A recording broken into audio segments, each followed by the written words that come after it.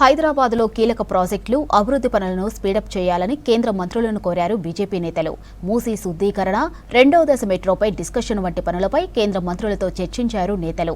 మరోవైపు కేసీఆర్ కుట్రలో భాగంగానే తనపై కొందరు తప్పుడు ఆరోపణలు చేస్తున్నారన్నారు బండి సంజయ్.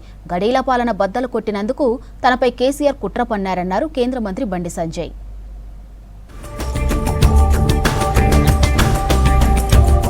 ఢిల్లీలో కేంద్ర మంత్రి అర్జున్ రామ్ మేఘ్వాల్ ను కలిశారు బీజేపీ స్టేట్ చీఫ్ రామచంద్రారావు.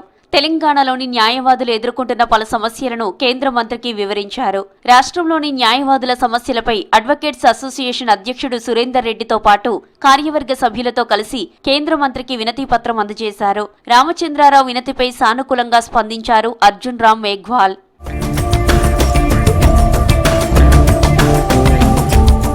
కేంద్ర సర్కార్ అమృత్ 2.0 పథకంలో భాగంగా మూసీ శుద్ధీకరణకు ఎస్టీపీలు మంజూరు చేసిందన్నారు కేంద్ర మంత్రి కిషన్ రెడ్డి. 3,975 కోట్లతో మొత్తం 39 సీవేజ్ ట్రీట్మెంట్ ప్లాంట్లను కేంద్రం నిర్మించనున్నట్లు తెలిపారు. ఢిల్లీలో కేంద్ర మంత్రి మనోహర్ లాల్ ఖట్టర్ తో భేటీ అయ్యారు కిషన్ రెడ్డి. కేంద్ర పట్టణాభివృద్ధి శాఖ ఆధ్వర్యంలో హైదరాబాద్ లో కొనసాగుతున్న వివిధ కీలక ప్రాజెక్టులపై సమీక్ష నిర్వహించారు.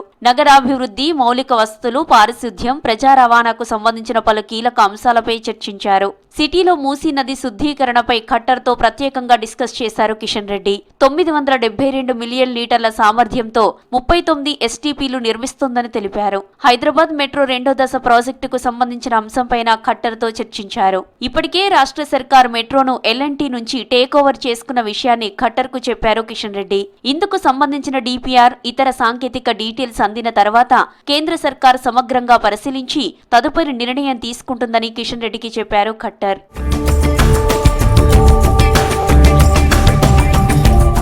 తన కన్న కొడుకు భగీరథ్ ఇష్యూ తెలవగానే పోలీసులకు అప్పజెప్పానన్నారు కేంద్ర మంత్రి బండి సంజయ్. తన కొడుకు ఇష్యూపై ఇప్పుడు తాను స్పందించలేనన్నారు. కోర్టు పరిధిలో ఉన్న అంశంపై తాను మాట్లాడలేనన్నారు. తనకు కొత్త పార్టీ పెట్టే ఆలోచనలు ఎప్పటికీ రావన్నారు. కొత్త పార్టీ పెట్టాలనే ఫాల్తూ రాజకీయాలు చేయనన్నారు. కేసీఆర్ కొడుకు ఫేక్ మీడియాతో కుట్రలు చేస్తున్నారన్నారు. కేసీఆర్ ను గద్దె దించాననే కోపంతోనే ఫామ్ హౌస్ లో ఉండి కుట్రలకు తెరలేపారన్నారు. కొత్త పార్టీ పెట్టాలనేటువంటి ఫాల్తూ ఆలోచనలు రావు నాకు. అటువంటి ఫాల్తు రాజకీయ నాయకుని కాదు. నీ అవినీతి సామ్రాజ్యాన్ని కూకటి వేళ్లతో పెకిలించింది మేమే. నీ కుటుంబ పాలన వ్యతిరేకంగా కొట్టాడింది మేమే. ఉంటుంది, నీకు సహజంగా ఉంటుంది. నీ కన్న కొడుకును ఒక తండ్రి పోలీసులకు స్వయంగా అప్పగించినటువంటి సందర్భం ఏదైనా ఉందా? ఇలా కేసీఆర్ కొడుకు ఫేక్ మీడియా ఫ్యాక్టరీ నడుపుతున్నాడు. హైదరాబాద్ పర్యటనలో కేంద్ర వ్యవసాయ శాఖ మంత్రి శివరాజ్ సింగ్ చౌహాన్ ని కలిశారు ఎంపీ రఘునందన్. ఈ యాసంగిలో పండిన పొద్దుతిరుగుడు పంటను మద్దతు ధర ఇచ్చి కొనుగోలు చేయాలని వినతి పత్రం ఇచ్చారు. పొద్దుతిరుగుడు పంటకు మద్దతు ధర కూడా పెంచాలని విజ్ఞప్తి చేశారు. తెలంగాణలో పొద్దుతిరుగుడు పంట 21,091 ఎకరాల నుంచి 27,675 ఎకరాలకు పెరిగిందని కేంద్ర మంత్రికి వివరించారు ఎంపీ. పంట ఉత్పత్తి కూడా 13,935 మెట్రిక్ టన్నుల నుంచి 19,373 మెట్రిక్ టన్నులకు పెరిగిందన్నారు. కేవలం 5,376 రూపాయల ధర మాత్రమే పలుకుతుందన్నారు. దీంతో కనీస మద్దతు ధర 7,721 రూపాయలు వచ్చేలా చూడాలని కేంద్ర మంత్రికి విజ్ఞప్తి చేశారు రఘునందన్.